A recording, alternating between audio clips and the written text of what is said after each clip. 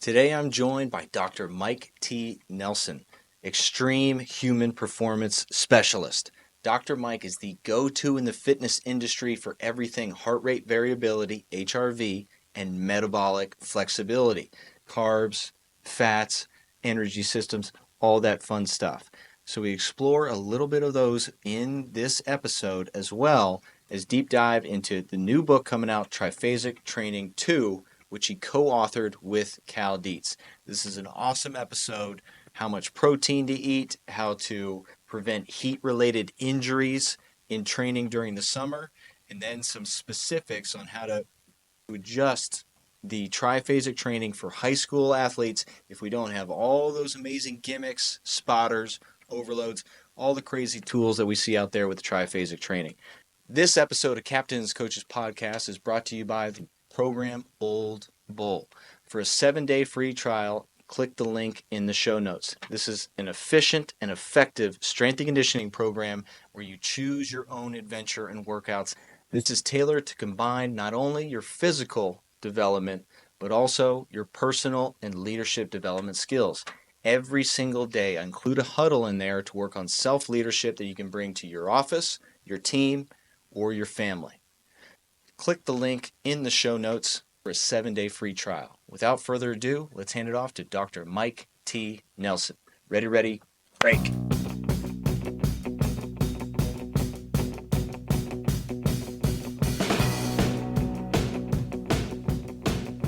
Here we are. Action. Welcome to the Captains and Coaches Podcast. I am your host, Tex McQuilkin. I am joined by Dr. Mike Nelson. Dr. Mike, how you doing? I'm doing good. How are you?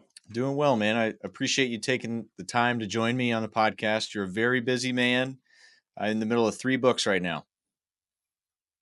That is correct. I do not recommend that to anyone. Well, they're targeting to change the world, so we're looking forward to it. We're going to get into Triphasic 2 at the end of the podcast. What are the other 2 books that you're working on that we can look forward to?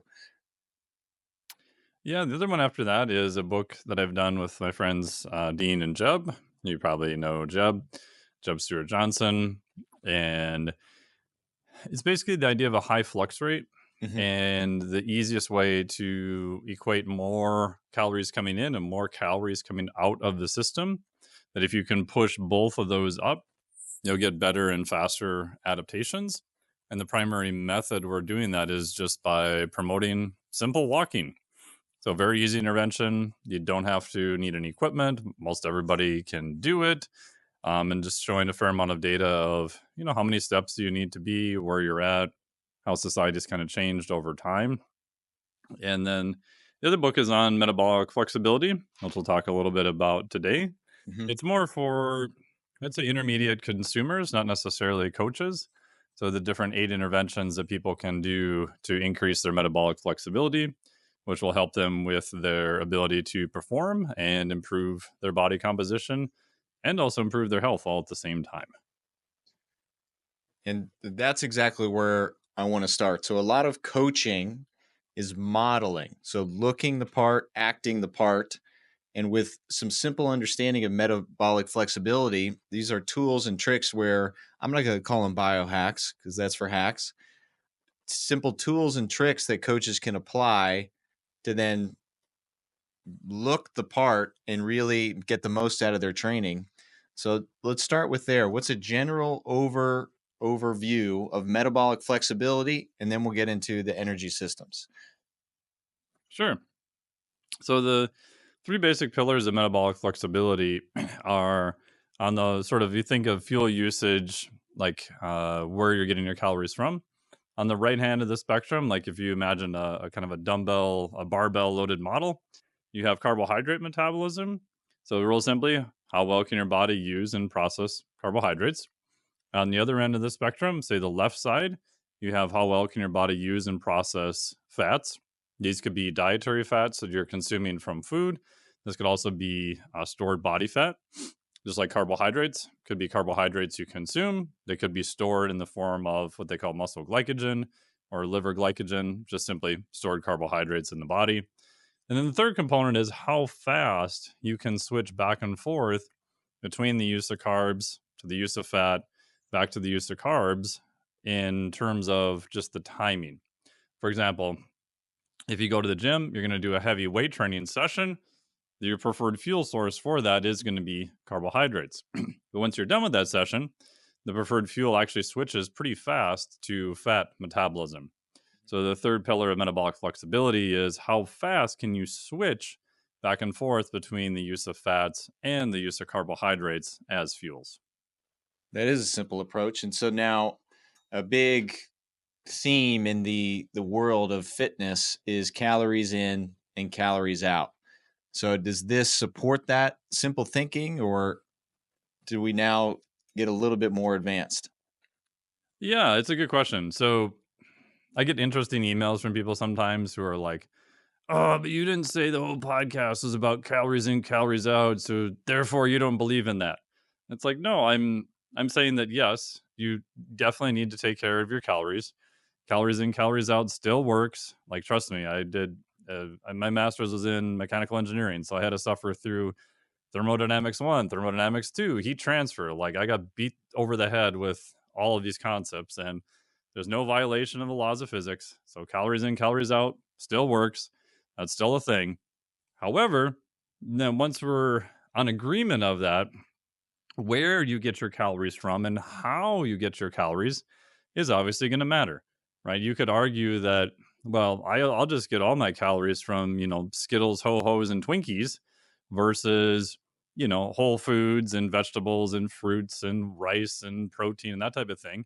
Yeah, your calories in and out might be equivalent, but your performance, your health, and all your things are going to be radically different there. So, yeah, by all means, make sure your calories are sufficient with your goal. But once you've done that, then we can have a little bit more nuanced conversation about where we want to go and what we want to do. Yeah, and most coaches, parents, we're all busy professionals.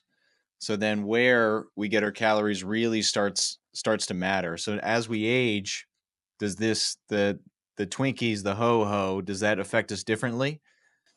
Most likely, if we look at a general population, the answer is unequivocally yes. However, to the person listening, that's not a very useful answer because they're probably not like most of the population. And if we equate age and activity, so for example, one of the things people say is, oh, when you get older, your metabolism just slows down. And on average, if we look at a general population, that is true. Now, the caveat within that is if you keep the same level of activity that you did when you were younger, metabolism really doesn't start to slow down much to your 60, 65, maybe. So you have a much, much longer runway to play with there. So I would say, yes, it's a thing, but for more of the listeners of this podcast, they're probably going to be pretty well protected because they're doing a fair amount of activity, they're lifting, they're staying active, hopefully they're doing some cardio. They're doing all those things that's going to keep that carbohydrate metabolism working much better, much longer. They're generally carrying more muscle mass than the average person. Muscle is going to be a lot more metabolically active. So even when they do something as simple as walking, just being a bigger mammal with more muscle, you're literally burning through more calories by doing what looks to be a similar task. Mm-hmm. So now how do we adjust? What's a simple way that somebody can adjust calorie intake from carbohydrates to fat? So if I'm active, just coaching on my feet all day, but don't have the opportunity to train, should I lean more towards fats? How does this affect my plate versus days that I can get in the weight room? Yeah, the simple approach I use is for people who are going to be active, where you know that you're generally metabolically healthy. You know you're going to have days of activity where it may just be a lot of what we call neat non-exercise activity, thermogenesis, walking around, moving, twitching, coaching on your feet, all that kind of stuff. But you're not, maybe it's an off day. You're not necessarily formally lifting. If your goal is more performance and body comp, I would say on those days, your intake from carbohydrates generally is going to be a little bit lower. You're not doing the things that you really need carbohydrates for. From a metabolic flexibility standpoint, hopefully you're running a little bit more off of fat. So what that would look like is I tend to keep protein relatively high across the board. So if you look in the research, you're looking at you get 0.7 grams per pound of body weight. So if you're a 200-pound person, that's 140 grams of protein per day. Now, again, you can go higher than that if you want. There's no real downsides to that. And if people hate math, a very simple metric I use is the 4x40 approach. Try to get 4 meals in and try to hit 40 grams of protein at each meal. That's probably going to cover 90% of people listening to the podcast, right? So once you've done that, I generally keep fat a little bit on the lower side. If you want a number for total per day, 50, 60, 70, 80, 5 grams, somewhere in there. Nothing real high. And then your carbohydrate amount will vary depending upon activity. And the hardest part is that carbohydrates can vary a ton from one individual to the next. I've had, novice strongman competitors that were at a lower end of carbohydrates. One guy, he was at probably 250 grams per day. And I had a natural physique female competitor who weighed 120 pounds. She was eating twice the amount of carbohydrates as him. Which, when you look at him, you're like, this makes no sense whatsoever, right? So it will be variable, but you're trying to find that sweet spot where your performance is still good and your body comp is kind of, where you want it. So a real simple thing, like if you're looking at your plate each day, on a day that you're maybe coaching a lot, you're not super active, you're going to have a fair amount of protein. You might have a little bit of carbohydrates in terms of, some vegetables and some fruit, and, maybe put a little olive oil or something on your meat. Probably pretty good to go. On those days you're going to do more training, then I would add more starchy carbohydrates. You can go with, white rice, or if you don't have any gluten issues, you can, add some breads or English muffins or sourdough or whatever, sweet potatoes. You're just going to bump up the amount of carbohydrates you're going to have on those days because you're going to use them more when you're training heavier on those particular times. Mm-hmm. Yeah, I'm tracking on that. People can certainly make those adjustments if they're conscious, and a big part of this is bringing awareness to it. So now, if we're Oh, totally. aware, it affects our behavior. And then again, I want to emphasize coaches being the models. So kids are always looking for a shortcut. So if I'm telling them to do XYZ, or even eat broccoli, eat this, not that, and they catch you, then it's almost green light permission for them to do the opposite of your word. All right. Yes, I agree. So in line with that, now the teenagers, speaking to it, there are so many just misnomers, and I've been coaching high school athletics for a long time, where parents are very active for pregame meal or night before meal and pasta dinner. So big pasta dinner is always the thing, whether we're talking football, lacrosse, all different sports. So now carbo loading, where like normal parents, they're volunteering their time, food, and money to make it. What's our optimal night before meal? Is carb loading a real thing for a sport like football? Again, I would say if you look at the research and if you look at general population, even just general athletes, if they're so if I have an athlete who's pretty dialed in, throughout the week, they're pretty compliant, we've been working together for a while, we've got stuff figured out. Do I have them do a huge carbo load before big games? Honestly, I don't personally. I just like to keep things the same. I want to make the minimal amount of changes. I know the performance is good and I can iterate from there. However, if I were to give advice to teams, especially in the high school setting, even sometimes in college, and they said, hey, we're going to do this big carbohydrate loading dinner with pasta, rice, whatever, the night before a big game. Should we do this? I would say unequivocally, yes. Because most of those athletes, I can almost guarantee, are underfed. They're not getting enough calories. They're sure as hell usually not getting enough carbohydrates. And if you were to give them a fair amount of carbohydrates, which they can then store overnight as glycogen, would you want to do that the day before or the night before a big game? I would say yes. So in reality, I think it's probably much better than what unfortunately most of them are doing on their own. Mm-hmm. Yeah, I can definitely see that. The underfed is big. It's, I mean, uh, the challenge there is emphasizing, I guess the words that I put forth are protein, protein, protein, but I can see them just being underfed all around. Um, Yep. Yeah. the high school, even early college athletes I've worked with is more on the male side, although it definitely 100% happens on female side too. Hmm. I'd say vast majority of them just don't eat enough, Yeah. period. Like for almost is even in sports where power to weight ratio is important, right? I mean, I've lost track of how many dietary logs I've looked at where I know for sure they're not hitting close to the amount of calories. Unfortunately, with guys and with sports like football, it tends to be more erratic. They'll undereat during the week, and then like the weekend, they'll just go off the rails and go crazy, So that happens too.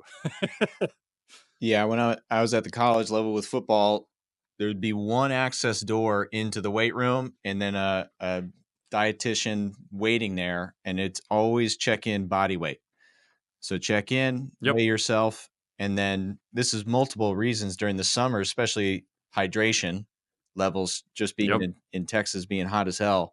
So hydration levels, and then in season it was connected to how much you're eating. And I mean at Division 1, these guys got a freaking dream scenario where they weigh themselves and have this beautiful platter just handed to them to specific to their needs at some of those Power 4 schools.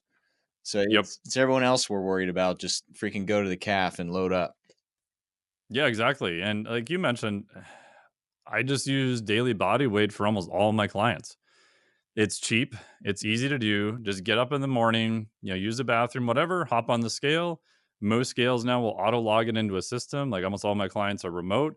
So I can look and see body weight wise what they're doing. Yes, I know that's not body composition, but if they're trending up or they're trending down, we'll be able to know like right away because say for example football, high school, early college, if they're under eating and they start doing practice, like you're going to see their body weight start to go down. And the second we know that that's a trend, we can be like, hey, one, awareness, do you know this is actually going on? Most of the time they're like, oh wow, I didn't even know that, right? And then now you can hopefully get some buy-in, you can intervene versus you're 6 8 weeks in, bro's lost like 11 pounds, his performance has gone to shit, now he gets injured and he can't figure out what happened. Yeah. It man, then it's tough to undo because you got to trace it back a number of weeks, and then it's Yep. difficult to make up that loss of body weight. So what are some things that happen to the body when we're under eating? Is it true that you now start to just eat muscle so your body is in survival mode? You Yeah, so if you're a healthy person, you get very active. There's a lot of times this happens when formal training starts. People don't change their eating habits. They tend to eat the same, but now they're doing, maybe a weight training session, skill session. They're doing 2 a days, that kind of stuff. Your body is going to try to get energy from anywhere it can. Now, you will sometimes recomposition. So some of that can come from stored body fat. Some of it will come from stored carbohydrates, which are going to be a limited store. And you can't run stored carbohydrates as glycogen down to zero. Like the best you can deplete them is maybe to 30-40% levels. And you will see if you're hanging out at that 30-40% level, your performance will definitely be lower. So you don't really want to hang out there. You will oxidize some amino acids. So you will burn some amino acids or the breakdowns of proteins. So some people will lose muscle mass. It's harder to say in the high school and college setting because you are weight training, you are doing activities to try to offset that. But you're definitely not putting yourself in a good scenario to keep as much muscle as possible or even add any muscle tissue. So you're already at a disadvantage. How much of a disadvantage is kind of up for debate. But yeah, you're definitely behind the eight ball for sure. Yeah, and then that their poor energy. There's a huge wave, and this has been going on for decades. Even when I was a college athlete, of energy drinks. Yes. So under eating, I don't have energy. I'm feeling piss poor. So now I'm going to tap into energy drinks. Is there any research or guidance or advice that you can hand off to coaches and athletes for energy drinks connected to physical activity performance on the field?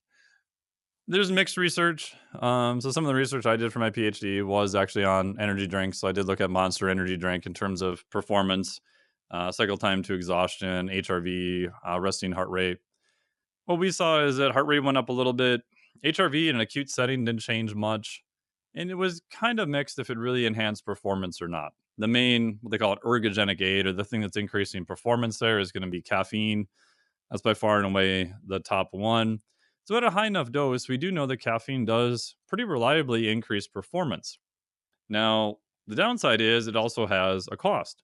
We know that caffeine can massively disrupt circadian rhythms and sleep patterns.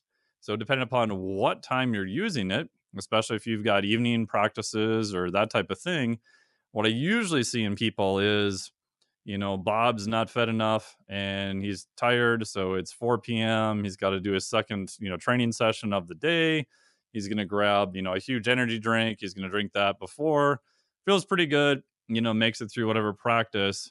And then now he can't go to sleep right away because he's, still wired because he's having an energy drink at 4 or 5, p.m. of, 300 or more mgs of caffeine.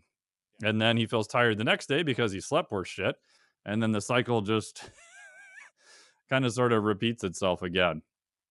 Yeah, that's how I would take it. The approach that would be my target is not getting them on the energy drinks at the 4 p.m. or pre-practice or even pre-game when we got a late game. Yeah. I would connect it to now the psychology side of things where it starts to become a crutch. Similar Yep. to somebody with luck. Oh, I don't have my lucky socks or my lucky jock strap. Oh, I yeah. can't perform.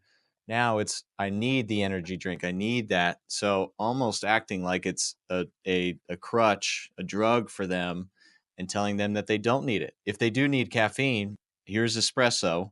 Like take a shot if you believe that's going to be better. But certainly all the chemicals and stuff in the energy drinks get them away from that and off of the belief that they need this to actually execute and perform well.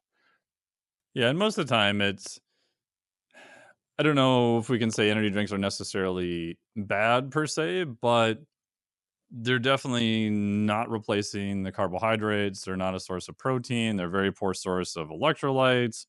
Um, and usually, I would say most athletes I've worked with, once they get their nutrition, kind of dialed in, we get their carbohydrates, we've kind of fixed some of their sleep, get them AM sunlight exposure, like some real simple things that don't necessarily even cost a lot of money.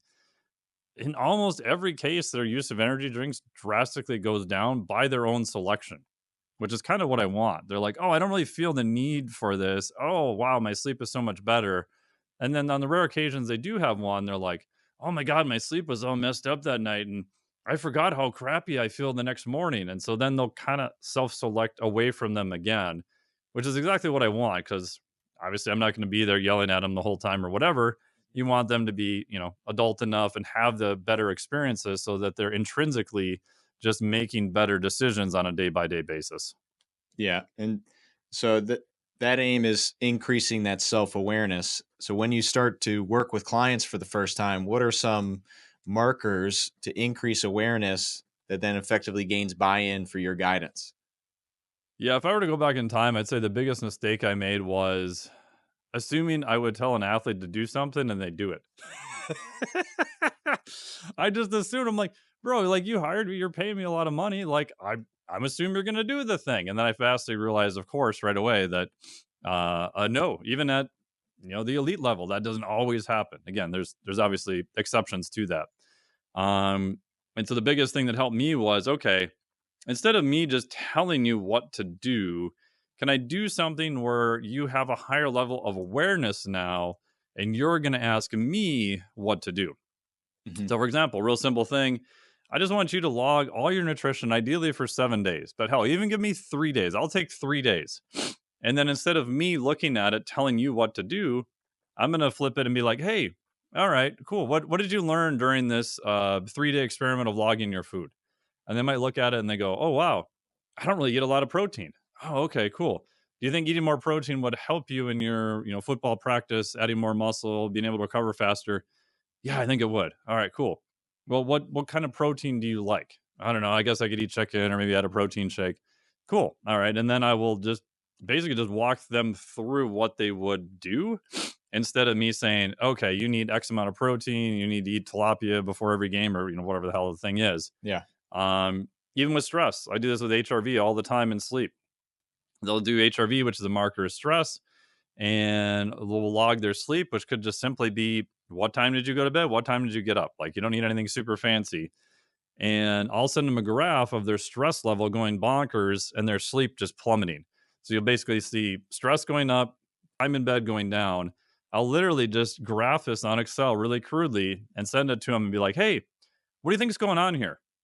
And they're like, "Oh my god, you mean when I get more stressed, like, I don't sleep as well and I don't, I stay up later and all these other things." I'm like, "Yeah.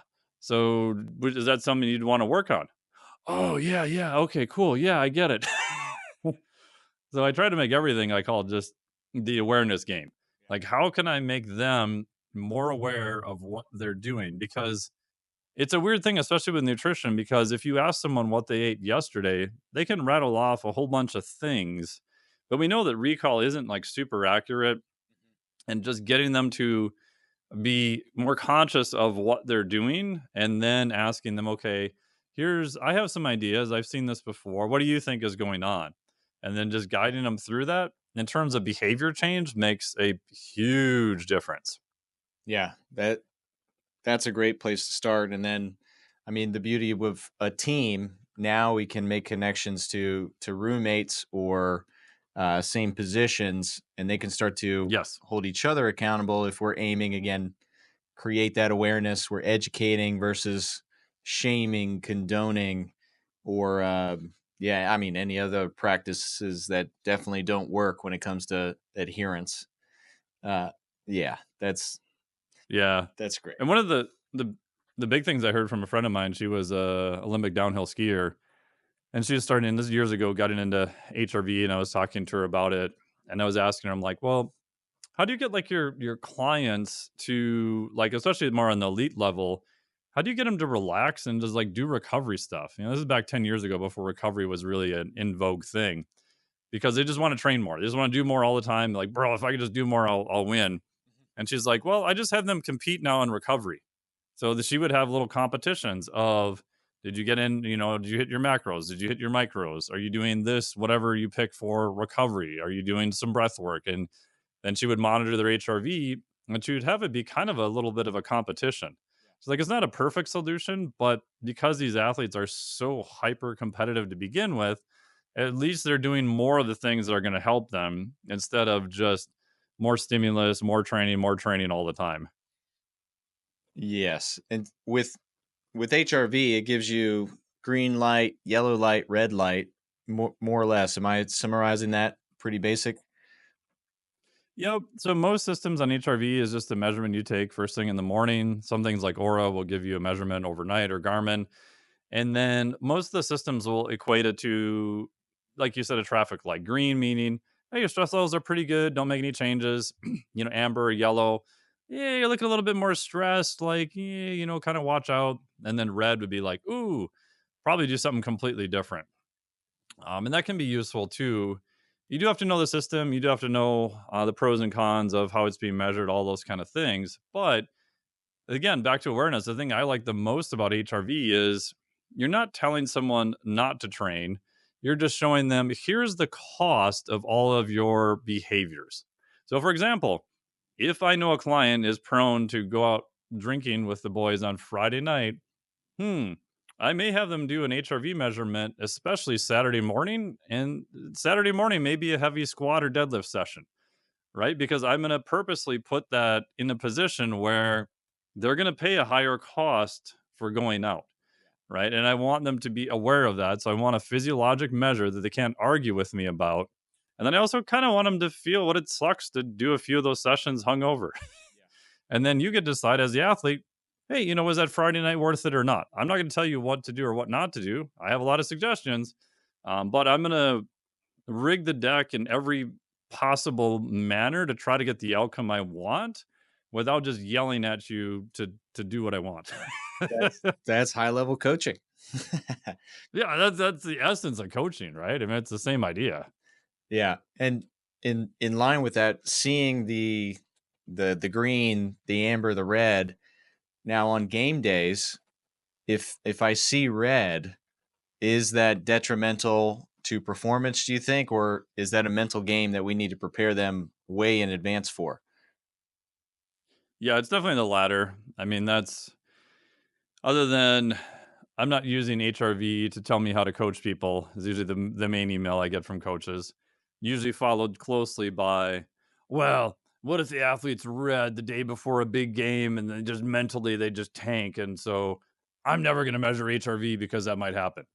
I'm like, one, I can tell you that if you have a big game coming up or big event or whatever, odds are you're probably going to be a little bit more stressed unless you're at the elite level. And even at the elite level, it still happens there. Um, if you're a coach, you should know that that's going to happen. So you have to prepare people for it ahead of time. So what I'll do, like if I have someone who powerlifting is an easy example because it's easy to measure, right? Measuring game performance is a little bit tricky. Yeah. So with powerlifters, we would say, okay, we've got 24 weeks to prepare for this meet. We know we've got this big competition on this big day. We know you have to do these 3 lifts, right? It's very binary. It's very easy to measure. And they may be, 12 weeks away from a big meet and they show up red on their HRV. And I'll look to see if their average, their 7 and 21 day average is pretty good. And just that day was a high stress. I may tell them, okay, cool. Like, yep, your HRV is a little bit red, but I want you to go in the gym and still train, but I just want you to do a triple or a double or a single of what you plan to do, and then just shut it down after that. And they'll kind of look at me like, so you want me to do close to a max lift on a day I'm super stressed? I'm like, yep. I'm like, okay, whatever, weirdo. And they'll go do it. Most of the time, they're like, oh man, I got a PR or I got close to that PR. I'm like, cool, perfect. Right. So then I'll explain to them that because you're more on the sympathetic side of stress, powerlifting is easy because it is a very sympathetic dominant output thing that we're measuring. It's a maximal strength type thing. However, we're not going to do a lot of work on there because we are seeing that you are a little bit more stressed. But that doesn't mean that acute performance on that day is necessarily bad. A lot of times it's actually better. We just don't want you to live there day in and day out. Like, oh, okay, got it. And sure as shit, like you come up to a meet like Friday, the meet Saturday morning, Friday, they're doing everything. Saturday morning, they call, bro, my HRV is red. I'm like, good, great. Remember like 12 weeks ago, what happened when you had an HRV is red? Oh, yeah, I got a PR in the gym. Cool. Like you'll be fine. We can take a bunch of days off, afterwards. Don't worry about it. So just, same thing if they have a big game or whatever. You want some way of demonstrating to them that is a real and legit thing. It's not a made up thing that, yeah, if you're stressed on one day, that's life. That's going to happen. And you'll probably be just fine. Now, again, we don't want to live there every single day, but acutely, you're going to be fine. And odds are it's probably going to happen. Yeah. Yeah, I like that. I mean, that's coaching again. I'm going to prepare for an event 12 weeks ahead of time. So we just have that memory banked, ready for them to believe in Yep. themselves. In Yeah, and again, it's not you telling them just trust me. Yeah. It's you referring them back to a real experience that they had where you were as a coach correct. So they're like, "Oh, okay." Like it's very different than just telling them, "Oh, bro, you'll be fine." It's like, okay, they might believe that, but most of them subconsciously are going to be like, I don't know. I think coach is full of shit." Yeah. So yeah, having that proof that they believe in themselves. And in line with competition, I want to this is a common argument, especially here in Texas, after a football game on we'll just say Friday night or Saturday night, to come in and lift on the Saturday or Sunday. Some programs, that's the way it is. We're beat up. We're going to come in and start to train mentally, physically, and get used to hard work. Other programs, hey, Saturday off, come back on Monday. So you get 1-2 days off or Sunday off before we're back at it Monday. So is there benefit following maximal effort, intensities in a football game, come in and then move, lift, and push some PRs potentially if I was a bench player for my team? Ooh. So I'll give you what I would say is the theoretical answer, which probably doesn't help anyone, and then I'll give you an actual practical answer. The theoretical answer would be if you didn't play in the game at all, then definitely go train. Like you probably can get by with a lot more training. If you're the starter and you put out a lot of effort, I would in a perfect world still have you come in, but all I give a shit about is just getting blood flow. Like do some zone 2 stuff, get in a pool, do some movement, do some mobility, like just get, if you look at all the Russian, recovery metrics and everything that they used, it was basically all different ways just to stimulate blood flow, whether that was sauna, contrast therapy, cold water immersion, massage, whatever, e-stim. Like it basically just revolved around just getting more blood moving. That's what I would do with people who were playing and feeling a little bit banged up, because I can guarantee every time they're going to leave that session probably feeling better. Yeah. Now we could argue, did I really help them a lot with recovery or not? I don't know, but I probably prevented them from being a slug on the couch for 48 hours, which I would argue is going to be a benefit.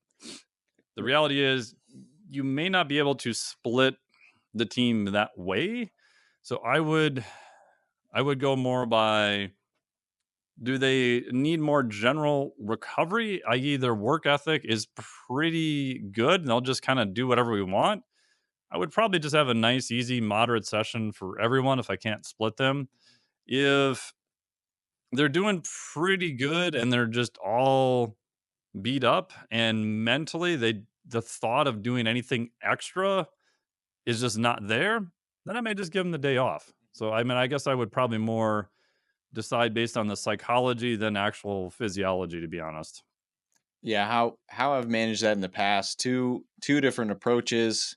One is more or less a rep max. So if we're working up to a 3 RM front Yep. squat, well, if I'm starter quarterback in a running first offense, I'm working up to my max that day, not a PR. But then if I'm Yep. third string, okay, now I'm pushing it because I have the legs. But it's the Definitely. same workout for everybody within the rep max. And then something else in the back pocket is always just film day. If I'm a head coach, Yep. stay up a little later, break down film, get there in the morning. Because again, these are high schoolers. There's temptation everywhere. So if it films at 8 a.m., I'm less likely to then go stay out all night, a la Varsity Blues, and then continue to progress within my season. So I like just getting there. I like the movement component, especially where how you framed it as stimulating blood flow, but then so much so the behavior side of things and protecting them from themselves. Oh, 100%. I mean, there's the stories of the old, Bulgarian system where people are like, oh, they would lift, 3 to 4 days, 3 to 4 times a day. And the story goes that one of the head Bulgarian lifting coaches, they asked him, they said, well, did you get better results by adding a PM session in? He said, yes. And they're like, oh, you mean you get that much more volume and maybe a hormonal response or whatever? And he's like, no, I just prevented them from going out drinking that night because they had to be in the gym. He's like, I don't think it had anything to do with the volume. It was the fact that they didn't go out on a bender till 1 a.m. Well, there you go. Yeah, the Bulgarian, you're basically maxing out. Is it ones every single session? Yeah, there's all different ways, but it's definitely a meat grinder. And also the other part with that system too is like there's 1,000 people waiting in line to take your place if you can't hack it. Right. It's like if you're just not that gifted, like great, just get lost. We'll get this other guy in here. He'll take your place, right? Which you can't really do that in the US. No. Well, that's a perfect transition. So speaking of meat grinder, a lot of the summer conditioning for is sticking with football. I mean, it's the most popular. So a lot of the summer conditioning happens when heat is at its peak. Humidity, especially here in the Gulf Coast, it's at its peak. And unfortunately, we hear a story every single year of tragedy following a summer conditioning workout. Sometimes college, sometimes high school. So you've done a lot of research and work with heat exposure. So what are some common components that could lead to fatal heat stroke, heat death, heat injury for conditioning practices? Yeah, I mean the biggest thing is, I mean, yes, there's a lot of truth to hydration. Yes, you should use electrolytes. All that stuff will 100% make a huge difference. However, the biggest thing I see is just too much work in too extreme of conditions too fast, right? If you look at your body's ability to accommodate to the heat. Like it is just like training your bicep muscle, your quads, your legs, your hamstrings, whatever. There's an adaptation period to being better able and more adapted to dealing with the heat. Now, if you have the luxury of doing it in a nice progressive manner, you can get pretty close to, I'd say, maximal heat adaptation in 2 to 3 weeks. Like you're not going to hit true max, but you can make a lot of headroom in just 2 to 3 weeks. So it's not this thing of you need a year training to get ready for this or anything like that. And in a team setting, you just have to be patient and just take your time. And you also have to remember that some of these people, especially, it usually happens, as they're coming back. They may have been training in the off season, they may not have. A lot of times they haven't.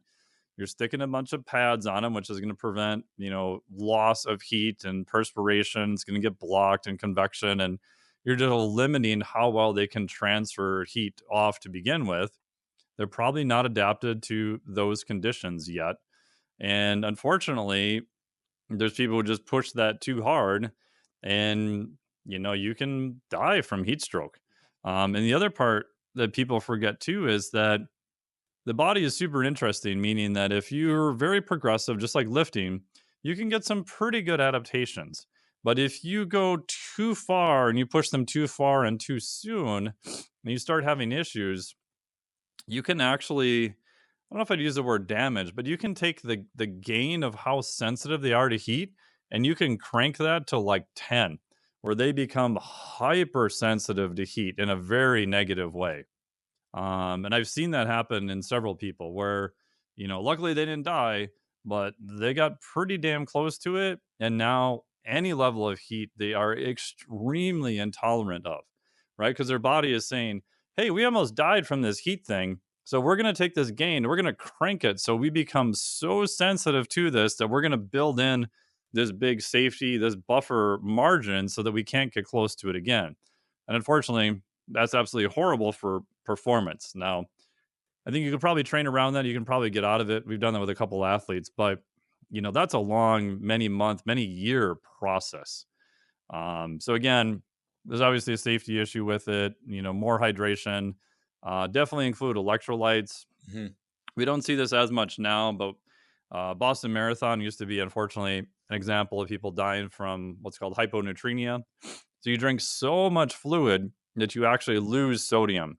And if you lose enough sodium, you basically screw up all those little contractions, those little cellular components your body needs to keep you upright. So, in general, I will err a little bit too high on sodium and electrolytes than water, because worst case scenario, you'll just kind of piss it out. Um, yeah. So I know that some coaches listening are like, "Oh, but we give all of our athletes water." I'm like, "That's a good start, but I would make sure there's some form of electrolyte in there, and sodium is going to be the main one that's going to be lost." Having worked with some athletes in the heat, like we use, I don't know if I have it here. Oh, here we go. Shout out to, you can use a little Nick sensor where we put this little patch on them and it'll actually tell them electrolyte loss content. So if you really want to go diving down the rabbit hole and see how much they're losing, again, back to awareness, I may stick that on a few athletes of the team and then just show that data to the coach and be like, hey, look at how many electrolytes they're losing per hour. Now, again, this may not be everyone on the team. This may be only the bigger mammals or whatever. But then they're kind of like, oh wow, that's actual like real data from an athlete that was there. They're much more likely to be like, oh, okay, that, I believe that is a real thing now. I can't run from this. Okay, what do we do to try to reverse this? Yeah. Yeah, that's an awesome tool. I didn't know that existed. Um, Man, that's pretty powerful stuff. And again, I'm emphasizing awareness is key, not only for the coaches but also the athletes. And then in a culture where you just shut up, you eat it versus putting your hand up and saying you're feeling like shit. Like that's a team culture that allows the athletes to raise their hand. So again, weeks in advance leading up to a moment, what culture does a team have that didn't allow any athletes to take a stand to say like, I'm not feeling so hot right now, pun intended. uh, Yeah, Yeah, and again, another cross check you can put in, which again is not super easy to do, but can be done and can be systematized, especially if you're like, I don't know, my culture is maybe not the best. I don't know if people are going to raise their hand because they're going to be called a pussy and all this other bad things are going to happen. Like, just make it mandatory for everyone. And before they go out into the practice field, they do a body weight. Yeah. You know, if you want to do it wearing pads, not wearing pads, whatever, just as long as it's the same. And then the second you get off the field, you have to be weighed. And we're going to track how much fluid you're losing because we have really good data showing that if you're losing a lot of fluid, you're obviously not staying hydrated. And then if that is true, then I'm actually going to back up and make sure they're entering practice actually hydrated. Because if you get in a really hot environment and you're already, borderline dehydrated, even if you have the best hydration available, you're already hosed. It's just a matter of time. So you want to make sure that you're actually entering it hydrated. You're not losing a huge amount of fluid. And so just simple body weights pre and post is a good way to check on that to make sure everyone is doing okay. Yeah. And cost effective. What's a scale cost? Yeah, and cost effective, just put someone in charge of it. And then you'll see athletes coming in too that may not be super hydrated, may have more issues, and then you can, kind of talk to them about what they're doing off the field too. Yeah, that can be a conversation starter for, again, nutrition, protein, sleep. And yeah, if their weight is connected to their performance, that tells me one thing. If their weight's in line, but their performance is not, okay, now process of elimination, I can find out what's going on mentally, school, girls, whatever. Um, yeah, cool. Yeah, 100%. And something even as simple as some athletes have been told salt is bad. So I had a couple we're working with, and we couldn't figure out what the frick is going on. Eventually, I asked them, I'm like, bro, like, don't you salt your food? They're like, no, I don't use any salt at all. And if you're eating, this person was eating a very good diet, mostly whole foods, etc. Shit, their sodium was like ungodly low. And I'm like, you're just walking around with very low sodium. So I said, just buy some sea salt, just start salting your food during the day and just drink more water. Oh, shocker. They did a lot better and felt much better consistently too. Yeah. And for high school, you're basically eating your mom's diet for a lot of these kids, Yeah. whatever gets on there. So whatever their mom believes, then that's what they're bringing home. I've had conversations with moms about eggs. Eggs, the mom worked Oh, for yeah. the American Heart Association in Washington D.C., and eggs were the devil. So this is real conversations. I had to have a meeting with the athletic director and mom to talk about eggs. Wild. Yeah. Oh, yeah. 100%. Uh, so I'm excited. You got the Triphasic II book coming out. So speak to us on what we have to look forward to, different methods involved, key principles, and then we're going to talk about how we can apply some of those principles in a high school weight room without all the perfect, beautiful mind and the spotters. Yeah. So the Triphasic 2 book will hopefully be out very soon. Obviously, doing that with Coach Cal Dietz. And the premise is it's all new material. So it's based on the same theory of the Triphasic 1 book, which has been out, it's almost 11 years since then. So it's all new methods using that same principle and idea. And how we decided to break it down is taking people through like a warm up all the way through the different phases of training and then putting the methods within that. So, for example, like the warm up, we'll talk about RPR, reflexive performance reset. You have something he calls the goat drill, which is this crazy drill of like running between hula hoops and looking at one thing and passing the ball around and all the way through some of the different methods. One of them being like the Supramax method, which is a more advanced method where you may use 110, 120% of your one rep max, but you're controlling it for specific eccentrics. Two other things that are a little bit more, I would say, simple, but not really done. So, for example, if you are training more and your goal is just a strength phase, right? So you basically have three phases: strength, speed, and power. If you to make it pretty simple. If you're more in a strength phase, if you watch people during the acceleration phase of running, they're going to be a little bit wider stance and they're going to be a little bit more externally rotated. Hmm. So maybe you're doing RDLs with a little wider stance, a little more external rotation. If, however, you're trying to improve just all out top end speed, if you're watching someone when they're sprinting, you'll see their feet are more straight ahead and their width becomes much more narrow. So if your goal was to increase all out speed, let's take the RDL as the same example again, then you may have them come in a little bit closer on their stance and you may have their feet a little bit more straight ahead. Again, there's all these different methods because what you want is the transfer to the actual field. Like you can build some freaks in the weight room, which is great, but if they can't transfer those skill sets onto the field, it's not really helping you. Other than it makes you look like cool, you got good numbers and stuff. But you actually want all these concepts to transfer to the field.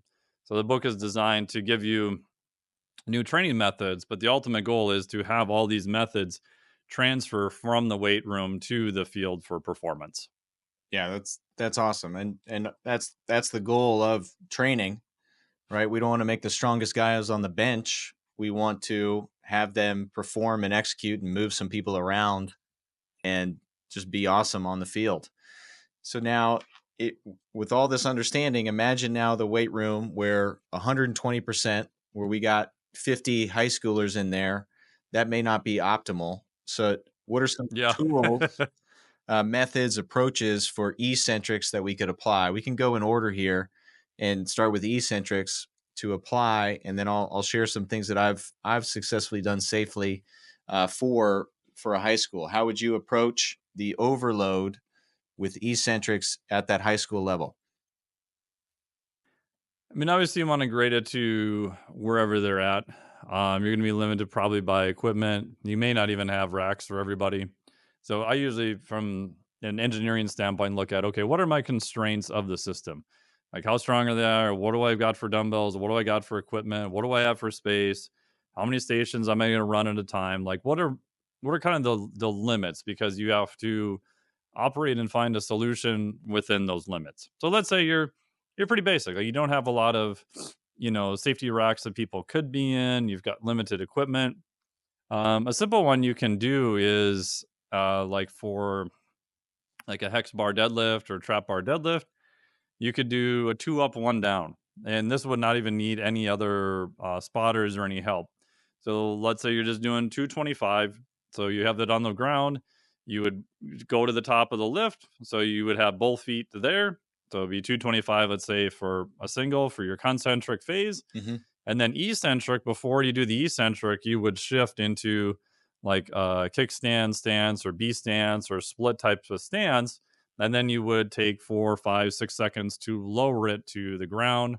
And then you go back to 2 feet and then switch again. So it's kind of a 2 feet up, 1 foot down.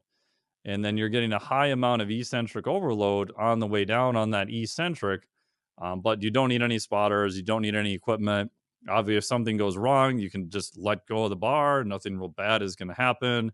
At the trap bar, it's generally going to be more in line with the athletes. You have a little bit less, low back concerns and that type of thing. Mm-hmm. Yeah, I like that.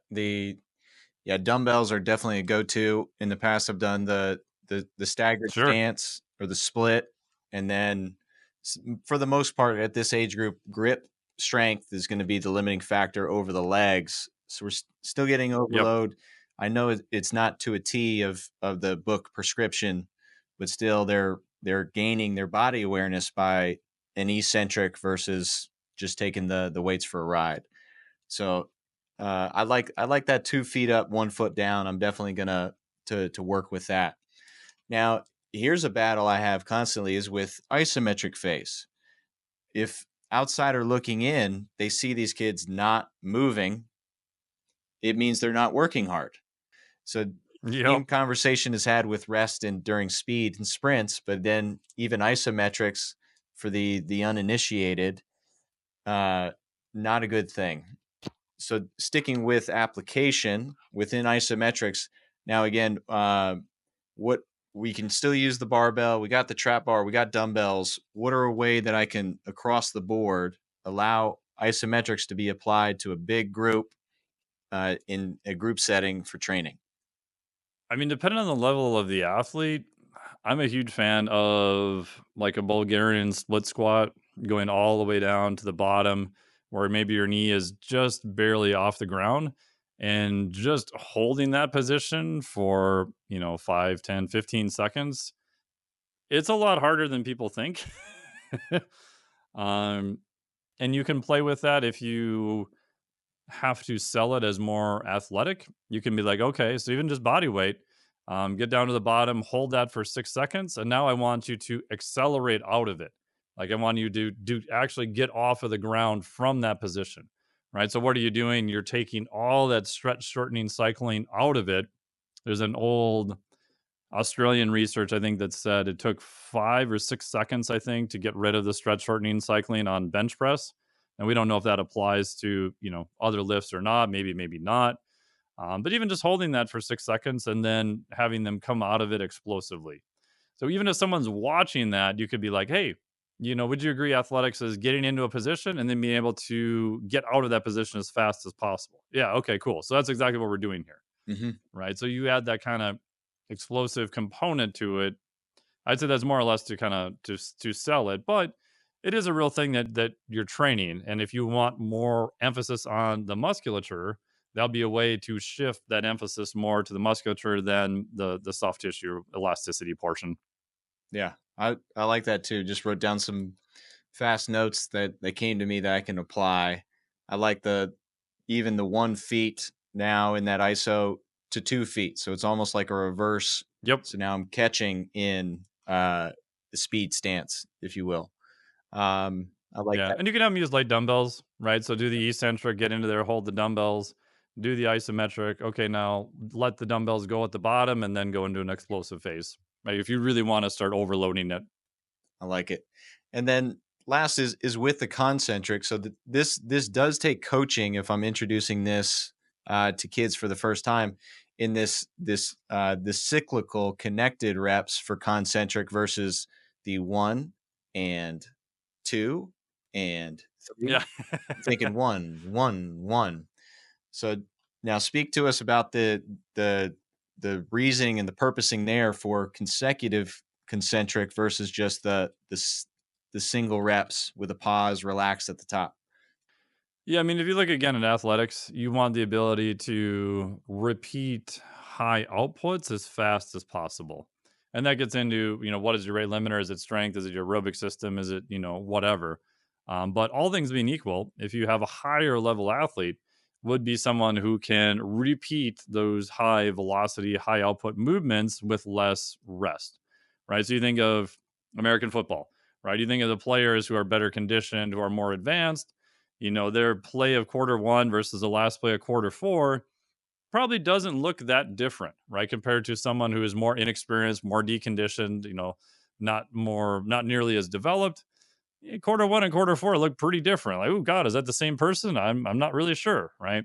So you'd want it to be ideally the same as much as possible. And even within that, there's a system that Cal uses where you change directions as fast as possible also. So again, there's some older Russian research that shows that their elite level athletes at some point were not necessarily stronger, but they had the ability to relax much faster. So again, you think about high level athletics, you think about change of direction, ability to repeat things. So he'll do a fair amount of work with bands, like even on the hamstring one, where you've got bands going across and you're kind of kicking down against the bands back and forth. And it looks kind of easy if you see as high level athletes do it till you actually try it yourself and you're like, it is horribly hard. Well, at least for me, I'm not very athletic. It is ridiculously hard. But what you're doing is you're getting that hamstring to go on, off, on, off, like back and forth, really, really fast. And again, it's a higher velocity movement, generally unloaded, so it's a little bit safer. But even just some easy stuff like that, I think it's not easy, but you don't need a lot of setup for it. It doesn't take as much time, and it's something that athletes, when they get better at it, they're like, "Oh yeah, I get it. I see how this is going to make me a better athlete." They kind of it's easy for them to understand also. Yeah, yeah, I love those, and it's easy to set up in a rack. Most facilities, most gyms have those bands across, and then Yep.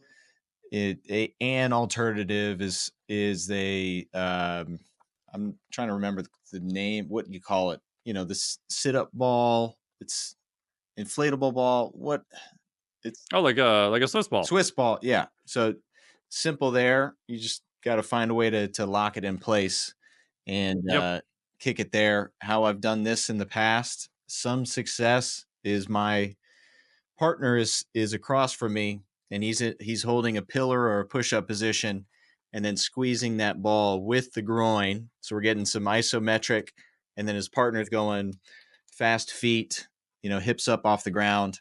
So that turns it into a little fun. It's not the optimal experience, but again, we're dosing, we're exposing them, and again, we're taking this and applying it across 50 guys. So it's fun.